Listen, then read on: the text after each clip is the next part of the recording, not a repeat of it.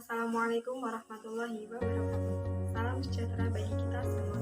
Yang saya hormati Dr. Haji Muklis, MAG, selaku dosen pembimbing mata kuliah Ilmu Logika. Perkenalkan, nama saya Erika Mailena Sari, dari panggil Erika, dan rekan saya bernama Ati Samrotul Mawadah.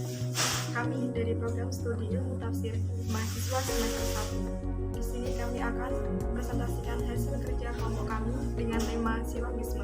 Di sini kami akan menjelaskan tentang pengertian silogisme, prinsip-prinsip silogisme, bagaimana term dalam silogisme, dan bagaimana premis dalam silogisme. Sebelum kami lanjut ke materi berikutnya, saya akan menjelaskan bagaimana latar terbentuknya silogisme. Sejak manusia dilahirkan, pada dasarnya sudah sepatasnya untuk dilatih berpikir secara jelas, tangkas, dan kreatif. Silogisme adalah suatu pengambilan kesimpulan dari dua macam keputusan yang mana kesimpulan tersebut mengandung unsur yang sama dan salah satunya harus universal. Prinsip-prinsip dalam silogisme. Yang pertama, prinsip konotasi term dalam silogisme. Prinsip tersebut adalah salah satu proporsi yang dibandingkannya berbentuk ekuivalen, yakni universal, afirmatif, dan ekuivalen. Tiga prinsip ini merupakan perluasan dari prinsip persamaan dan perbedaan. Prinsip persamaan menyatakan bahwa dua hal adalah sama jika kedua-duanya sama dengan hal ketiga. Prinsip perbedaan menyatakan bahwa dua hal itu berbeda, yang satu dengan yang lain, jika yang satu sama dengan hal yang ketiga, sedangkan yang lain tidak sama. Perluasan dalam prinsip ini, yang pertama, hukum pertama adalah dua hal yang sama apabila yang satu diketahui dengan hal yang ketiga, maka yang lain pun pasti sama. Hukum yang kedua, dua hal yang sama apabila sebagian satu termasuk dalam hal ketiga, maka sebagian yang lain pun termasuk di dalamnya. Yang ketiga, hukum ketiga antara dua hal apabila yang satu sama dengan yang lain berbeda dengan hal ketiga, maka dua itu akan berbeda.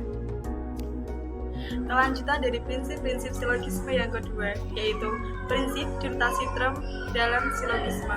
Prinsip ini merupakan kelanjutan dari prinsip sebelumnya, dari tiga prinsip sebelumnya, yang semuanya salah satu proporsi yang dibandingkan berbentuk implikasi, baik universal, afirmatif, implikasi, atau berbentuk subhimpunan maupun partikular afirmatif. Prinsip ini kemudian dalam himpunan berkembang menjadi 4 prinsip. Yang pertama, jika sesuatu hal diakui sebagai sifat yang sama dengan keseluruhan, maka diakui pula sebagai sifat oleh bagian-bagian dalam keseluruhan. Yang kedua, jika sesuatu hal diakui sebagai sifat yang sama dengan bagian dari keseluruhan, maka diakui pula sebagai bagian dari keseluruhannya itu. Yang ketiga, jika sesuatu hal diakui sebagai sifat yang meliputi keseluruhan, maka meliputi pula bagian-bagian dalam keseluruhan itu. Yang keempat, jika sesuatu hal tidak diakui oleh keseluruhan, maka tidak diakui pula oleh bagian-bagian dalam keseluruhan itu. Trem dalam silogisme. Trem adalah suatu kata atau kelompok kata yang menempati fungsi sebagai subjek atau predikat. Jumlah trem ada 3, yaitu trem subjek, trem predikat, dan trem medius. Trem medius biasa disebut dengan trem tengah. Trem medius ini berperan sebagai penghubung antara premis mayor dengan premis minor dalam materi konklusi. Dan trem medius ini tidak boleh muncul pada konklusi. Trem subjek diambil dari premis minor, sedangkan trem predikat diambil dari premis mayor. Trem dalam silogisme memiliki 4 bentuk, yang mana bentuk pertama adalah supre, yaitu trem tengah berkedudukan sebagai subjek di dalam premis mayor dan berkedudukan sebagai predikat di dalam premis minor.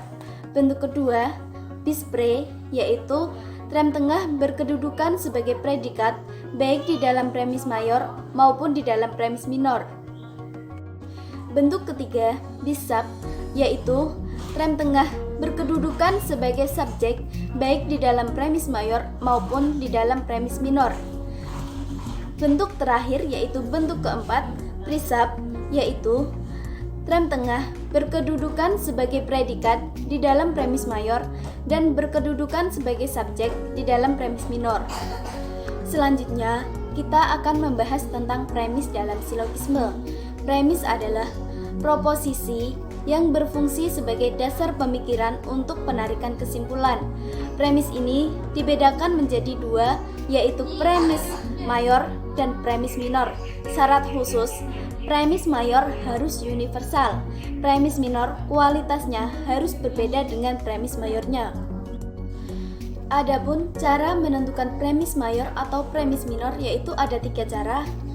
Yang pertama, agar diperoleh konklusi yang sah dan benar, maka pangkalan utama berpikat harus merupakan proposisi universal.